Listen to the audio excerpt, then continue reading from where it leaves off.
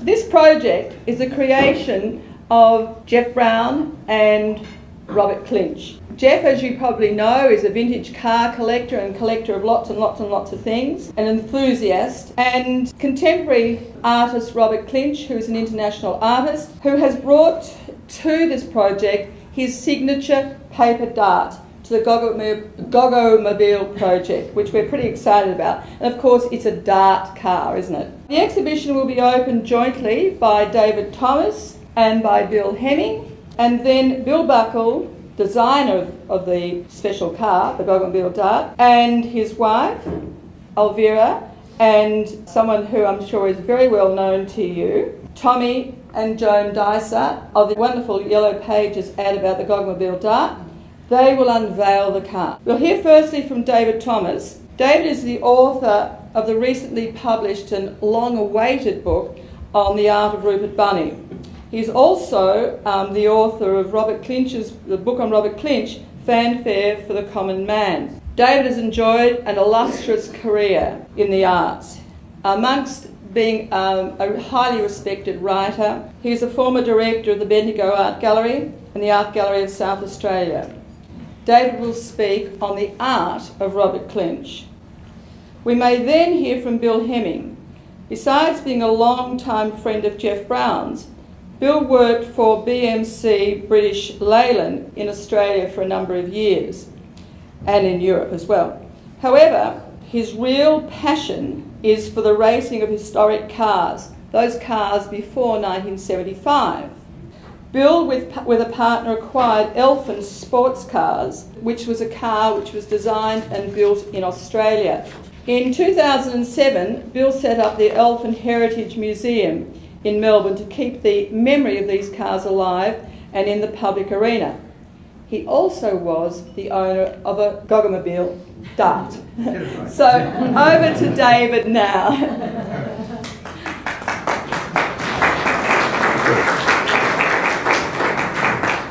Lauraine, Robert, ladies and gentlemen. Art, according to the great English artist J.M.W. Turner, is a bit of a rum thing. And if you go across the channel, you'll find that Edgar Degas said it was a vice. So for Robert Clinch, we know that art is dart, and it's also a magnificent streamlined car. For me, there's only two kinds of art: good art and bad art. And on the walls today, and in front of you to be unveiled, are some superb examples of good art. About 10 years ago, Robert and I were involved in a project to produce a book which he titled Dart, the Art of Robert Clinch.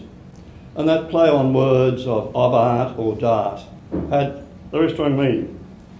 He said to me that paper darts are like stepping stones through my career, for they symbolise imagination, just as when children play with these darts, they imagine them to be something else. This symbol is something that you will see all the way through Robert's art, from his early watercolours right through to his famous day. And I'd just like to mention something of his first work I can remember of that was called Flights of Fantasy, with the notions of letting the imagination take flight. And the wonderful innocence that's there in a paper dart. Robert mentioned or pointed out to me that paper darts are white. He said, white, innocence, just like children. And it's that reflective element which I think is so exciting in the way in which it has developed into the exhibition today. Robert Clinch's paintings, lithographs and works here fascinate by their sheer brilliance of technique. There's a quality of excellence about them that draws you in, that fascinates you, it almost hypnotises you. And he places this in the urban landscape. That's which we know so well and see so often, but don't realise how quite fascinating it is until you see it, say, through the eyes of an artist. And in his urban landscapes, he explores concerns about human condition, climate, man enclosed within a world that he's built himself. And into this, he introduces that lovely note of the dart. One of my favourites is called Orpheus, and of course it relates to Orpheus, who went to get his wife Eurydice out of the underworld and didn't succeed.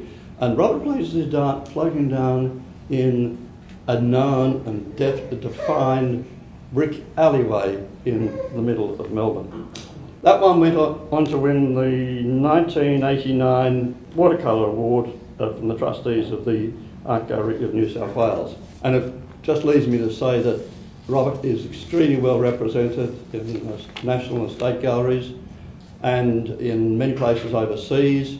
And he had, a couple of years ago, an exhibition in Poland, which is certainly a rare and special distinction. One of my favourites is called Lot's Wife, painted in 1992.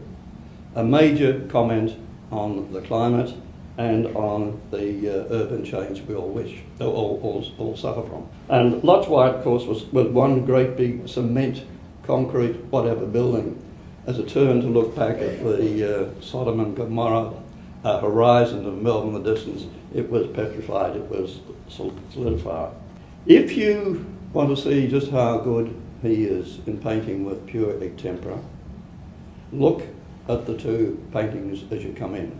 My favourite of those is Spartacus, where his son, who is here today, is in there wearing an Essendon football jumper. Then there's the painting, The Fanfare for the Common Man, and this musical touch which is there throughout. Just the subject alone taking on Aaron and Coper's work, and the way in which our environment can be seen as something wonderful and beautiful. The Goggomobil and Darts. You can't have that because it belongs to somebody else. And Jeff Brown tells me he's going to drive it. I just hope he gets a chance to drive it along Common Street or somewhere like that on a good day. But instead of not being able to have that, you can have these wonderful works that you see around the wall. And don't take them on face value. It's darts of art, to do with art, to do with flights of fantasy. And look at the titles he gives them and the way in which there's something a little bit buried underneath. Don't take it at face value, ferret it out and find out what Mr. Clinch is all about. Having clinched my part of the deal, I think it's time that I darted off. Thank you.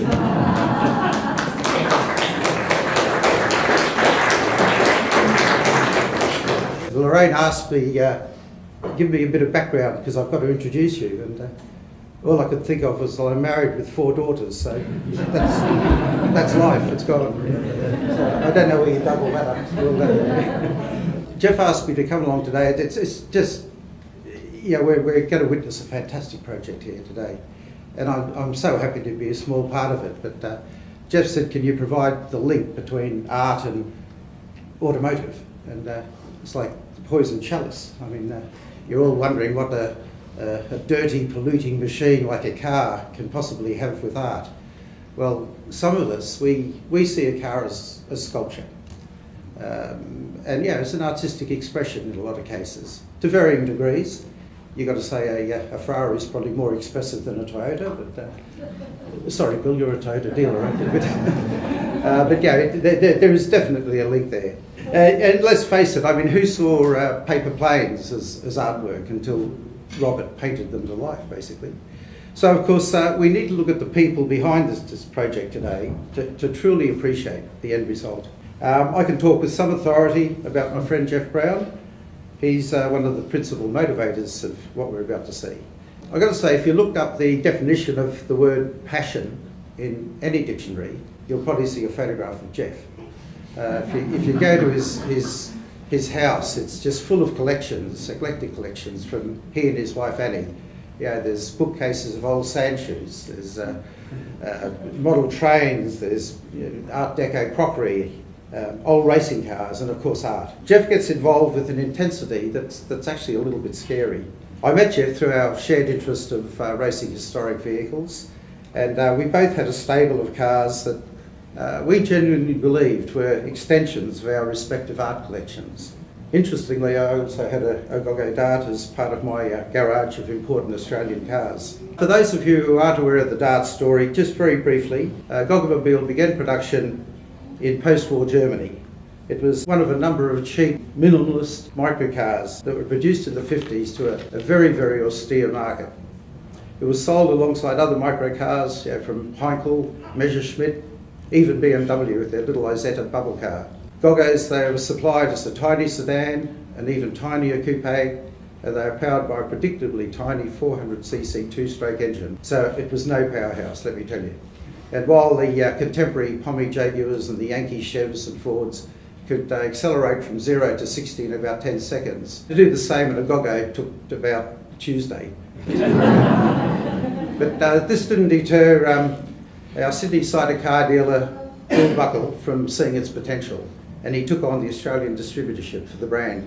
Our Mr. Buckle was also a racer who had designed and built his own successful race cars, and he quickly saw the need to spice up the image of Goggomobil. So he unbolted and threw away the heavy bodies of the imported Goggomobiles, and using what was then new and revolutionary medium of fiberglass, he designed a very cute sports car body to drop onto the naked chassis. He christened it Dart, and he gave Australia a car to be proud of. Over a 5-year period, Bill sold over 500 Darts. 700. 700. I told you it was over 500. And today, the survivors, they're highly collectible, and they appear in rallies all around the world. In fact, I think you've been invited to Germany to a couple of the rallies there. This backstory of the Dart it's highly appealing to someone like Jeff Brown, and as I was to discover when I got to know him better. Jeff and I got to spend lots of time travelling together to different race circuits around Australia and New Zealand and Europe. And when you sit in a car together for hours on end, you do tend to cover some very strange subjects.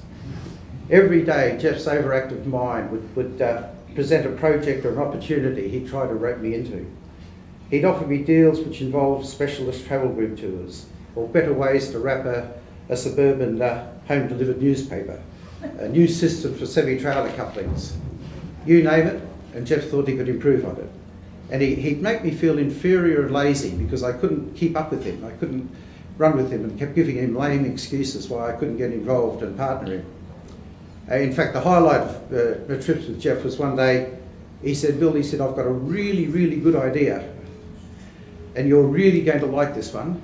I said, why is that? He said, because it doesn't involve you. But our wonderful world, it needs free-range thinkers like Jeff Brown and Bill Buckle and Robert Clinch and Carl von Müller, who's doing the video, because today we see a truly unique experience.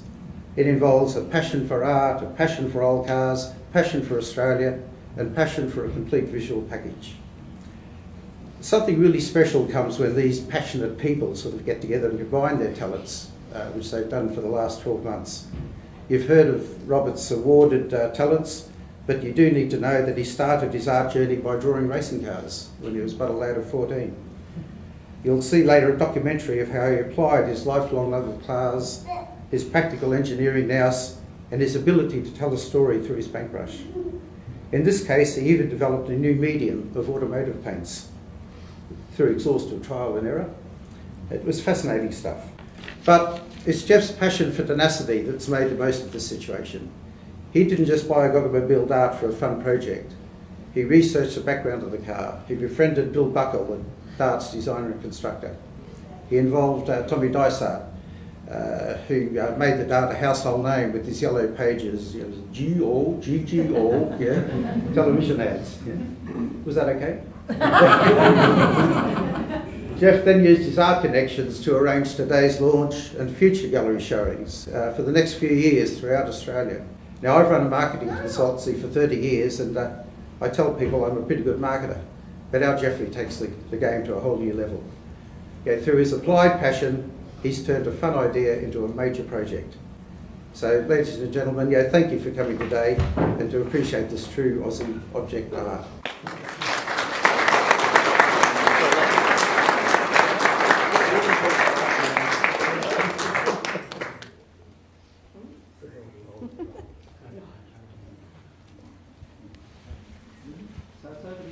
Over to you, Tommy. Go ahead. G-O. G-G-O. Good. It is a dart.